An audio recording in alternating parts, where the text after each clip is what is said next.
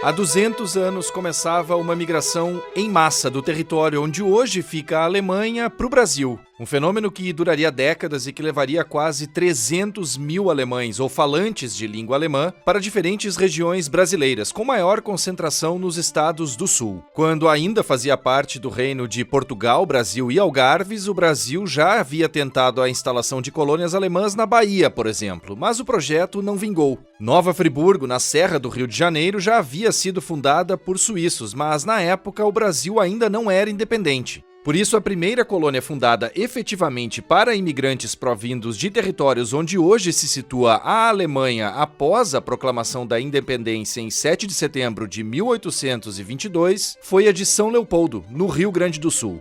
Foi lá que os primeiros 39 imigrantes chegaram no dia 25 de julho de 1824, depois de uma viagem que durou pelo menos 3 meses. Mas e como e por que esses imigrantes escolheram o Brasil como destino? Bom, há uma série de razões. É uma história complexa e cheia de nuances geopolíticas e econômicas que eu explico a partir de agora. Quem me ajuda a contar um pouco dessa saga é o escritor e pesquisador Rodrigo Trespach, autor do livro 1824, Como os Alemães Vieram Parar no Brasil. A promessa na Alemanha era de que todos receberiam sementes, ferramentas, animais, subsídios e 77 hectares de terra. A divisão foi feita de forma que uns receberam muito mais do que isso e outros menos da metade, e de forma bastante irregular. Isso já nos primeiros anos, desde a demarcação de terra. Mostra o quão também corrupto era o governo da época. Eu entrevistei o Rodrigo para um documentário sobre os 200 anos da imigração alemã para o Brasil, que poderá ser assistido no canal da DW Brasil no YouTube e em emissoras de televisão parceiras no Brasil.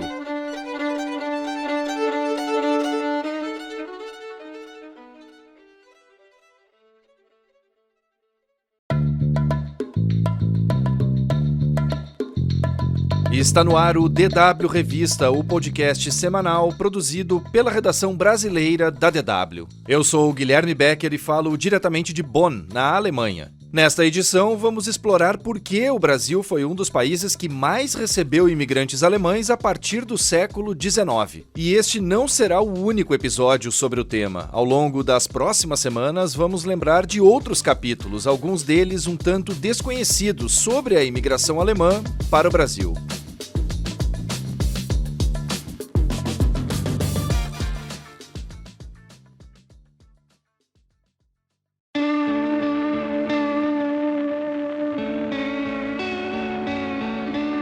Se a gente tivesse que resumir o início do processo que levou milhares de alemães a imigrarem para o Brasil ao longo dos séculos 19 e 20, podemos citar 4 principais motivos. Primeiro, uma Europa devastada devido às guerras napoleônicas entre o fim do século XVIII e o início do século XIX. Depois, a Revolução Industrial, que afetou muitas regiões do interior da Europa, ou da Alemanha neste caso, também entre o fim do século XVIII e o início do século XIX. Terceiro, a independência do Brasil, consumada em 1822. E, por fim, o caminho aberto para a abolição da escravatura. Tudo isso que eu citei aqui fez com que os habitantes dos então reinos do território onde hoje se situa a Alemanha enxergassem uma grande oportunidade para mudar de vida, para vislumbrar uma melhor qualidade de vida, ainda que em um lugar desconhecido e distante. Aqui vale lembrar que a Alemanha, como conhecemos hoje, só foi formada em 1871, depois de a Prússia e outros reinos derrotarem a França e anos antes a Áustria e a Dinamarca em guerras que começaram na década de 1860. Na maior parte do século XIX, a Alemanha era, portanto, uma grande colcha de retalhos, vamos dizer assim, um punhado de reinos, tendo a Prússia como o maior deles e também outros com nomenclaturas hoje conhecidas por intitularem estados alemães, como é o caso de Bayern, Baviera em português, Hessen e Sachsen, Saxônia em português, ou mesmo cidades como Hannover e Hamburgo. E também por isso a imigração alemã para o Brasil é conceituada primeiramente como uma imigração de povos de língua alemã, em vez de considerada propriamente de alemães. Fato é que a data de 25 de julho de 1824 ficou consolidada porque o então chefe da colônia de São Leopoldo, o Dr. Johann Daniel Hillebrand, registrou esse dia como sendo o da chegada dos primeiros 39 imigrantes alemães ao local, a cerca de 30 quilômetros de Porto Alegre, ao norte de Porto Alegre, no Rio Grande do Sul. Mas, como o Rodrigo me explicou no bate-papo que tivemos para o documentário, há controvérsias em relação ao ano e à data da chegada dos imigrantes. Ouçam só. Ao ano, porque nós temos a presença de alemães ou populações que falavam alemão, o idioma alemão, antes de 1824. A gente vai ter exemplos de alemães que foram enviados para a construção da Fortaleza do Macapá, por exemplo, no norte do Brasil. A gente vai ter a presença de as primeiras experiências coloniais, digamos assim, são com naturalistas alemães no sul da Bahia, 1816, 17, 18. Nova Friburgo, no Rio de Janeiro, em 1819, com os suíços, mas também havia nesse grupo que chega em 19 e 20, né, há pessoas com origem nos estados que hoje formam a Alemanha, né, principalmente da região sul, Baden, Baviera. O fato de 25 de julho, né, porque quando foi instituída a data para se comemorar, ele é baseado num documento do Hillebrand, que era o diretor da colônia, que ele fez para o governo da província a lista de todos os imigrantes que haviam chegado na província de 24 até então, na década de 50. Província, no caso, de São Pedro do Rio Grande do Sul, que hoje é o estado do Rio Grande do Sul. E ele faz isso baseado em algumas cartas, documentos de época, mas ele não tem todas as informações necessárias para isso. Ele aponta o 25 de julho. Mas a gente tem uma carta do governador da província, da época, em que ele menciona que havia enviado notifica o governo imperial que os imigrantes alemães já haviam deixado Porto Alegre alguns dias antes. E de Porto Alegre até São Leopoldo não leva mais do que um dia para se chegar. Então eles podem ter chegado no dia 23, dia 24, antes do dia 25. O fato é que se instituiu o dia 25, né? O Hillebrand registrou isso num livro, então fala os primeiros 39 imigrantes alemães, 25 de julho de 1824. E aí ficou marcado então com uma data que se lembra essa efeméride, lembra essa data e que marca o bicentenário. Eu também perguntei ao Rodrigo sobre as questões geopolíticas e econômicas do início do século XIX que acabaram influenciando a emigração de alemães rumo ao Brasil. Questões essas provocadas, por exemplo, por Napoleão Bonaparte. Talvez se não fosse o Napoleão, o Brasil seria diferente com a Revolução Francesa, com o aumento do Império Francês, né, a consolidação do Império Francês através de Napoleão. Ele acaba expandindo a França, numa época de conquistas, de expansionismo. Ele vai obrigar o Dom João VI, que é o rei de Portugal, a deixar Portugal e vir para o Brasil, que é inclusive uma ideia bastante antiga de Portugal, já de mudar a capital para sua colônia. Já vinha de tempo, mas o Napoleão impele isso, né, para que ele venha para o Brasil. O Brasil vai se transformar de uma simples colônia, ou de uma colônia de exploração portuguesa, para um país. Vai receber toda a estrutura e os aparatos que um país tem para se organizar. A corte vem toda para cá. Então, é culpa do Napoleão. E é o Dom João VI que começa, através de acordos comerciais com a Inglaterra, a trabalhar essa ideia de substituir a mão de obra escrava, abolir a escravidão e proporcionar, ou patrocinar as primeiras experiências com imigração.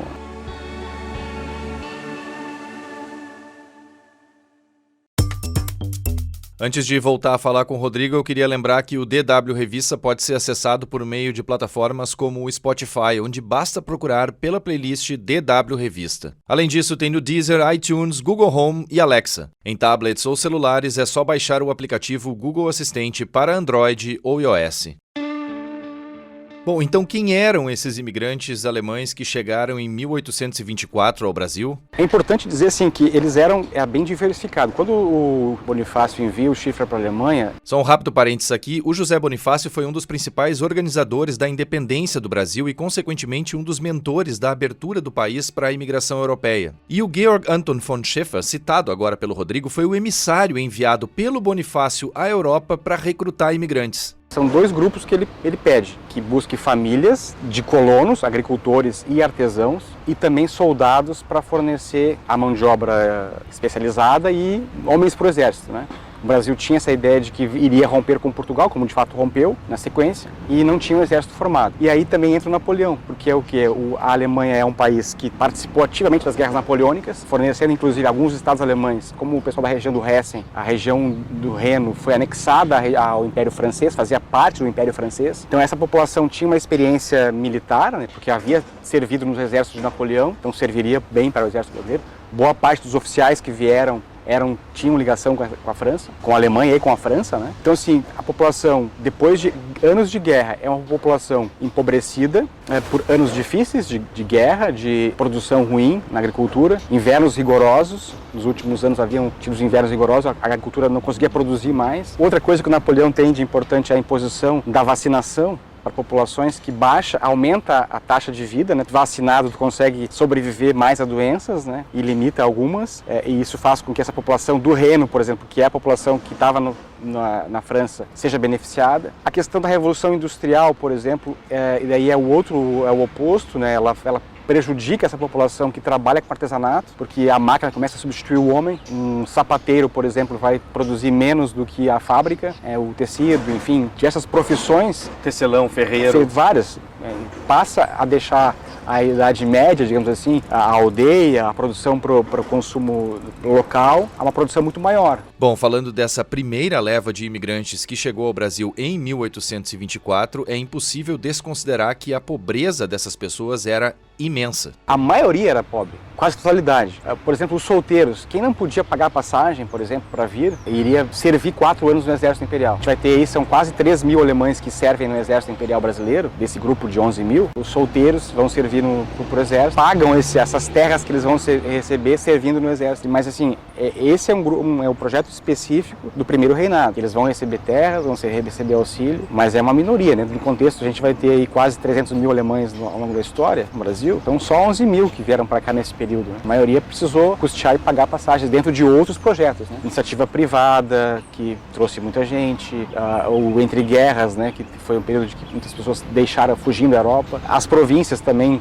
como eu falei antes, as províncias estabeleciam projetos diferentes dentro dos seus contextos, né? Algumas cobravam, outras faziam um sistema diferente. Então, o que nós falamos aqui hoje, que a gente lembra dos 200 anos, é esse projeto do primeiro reinado. Brasil independente, que completa 200 anos em 1824, no caso de relembrando 1824. E por que São Leopoldo, no extremo sul do Brasil? A ideia, voltamos ao Bonifácio, a ideia do Bonifácio, ele escreve um documento que ele dá ao Schiffer, que vai para a Europa, criar colônias rural-militares, que produzissem produtos agrícolas, artesanato, e fornecesse homens para o exército. Então, e a região mais complicada do Brasil de fronteira é a região sul. Era a região sul. Historicamente, conflito com Espanha e Portugal, né, o Rio Grande do Sul mudou muitas vezes de lado. E a ideia foi guarnecer essa região, proteger essa região do que acontecia do outro lado do Prata, né, que é a Argentina.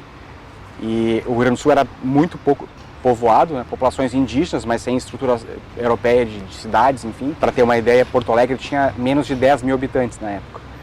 E era a principal cidade? E era a principal cidade, era a capital. Desorganizada, a colônia de São Leopoldo também enfrentou problemas nas divisões dos lotes e outras promessas feitas pelo então governo imperial brasileiro. Ouçam só. As divisões dos lotes também, elas foram feitas de forma equivocada, porque a promessa na Alemanha era de que todos receberiam sementes, ferramentas, animais, subsídios e 77 hectares de terra. A divisão foi feita de forma que uns receberam muito mais do que isso e outros menos da metade, e de forma bastante irregular. Isso já nos primeiros anos, né, desde a demarcação de terra. Mostra o quão também corrupto era o governo da época, tanto o imperial quanto o provincial, nessa questão de distribuição. É porque o projeto era financiado pelo governo brasileiro, imperial. Isso só vai mudar a partir de 34, que eles chegavam num lugar estranho, que eles não sabiam o que plantar, não sabiam que árvore cortar, então eles tinham que ter um subsídio.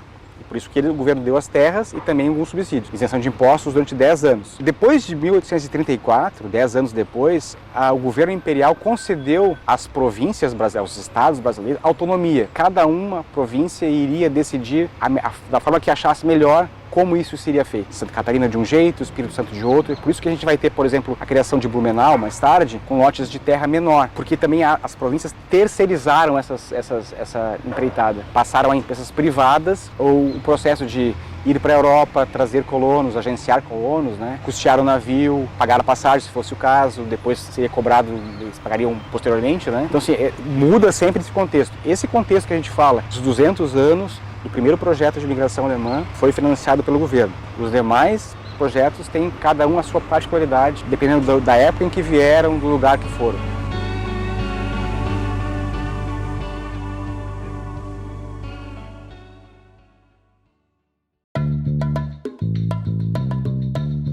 A edição desta semana do DW Revista, que é uma produção da DW em Bonn, na Alemanha, fica por aqui. Fica aqui também meu muito obrigado ao Rodrigo Trespar por todas essas informações compartilhadas neste episódio. Mais conteúdos você encontra no nosso site dw.com/Brasil e também no canal da DW Brasil no YouTube. A produção, apresentação e edição técnica do DW Revista são minhas, Guilherme Becker. Revisão final, Leila Endruvait e Fernando Caulite. Coordenação, Érica Cocai. O DW Revista volta na sexta-feira que vem. Obrigado por acompanhar a gente e um bom final de semana.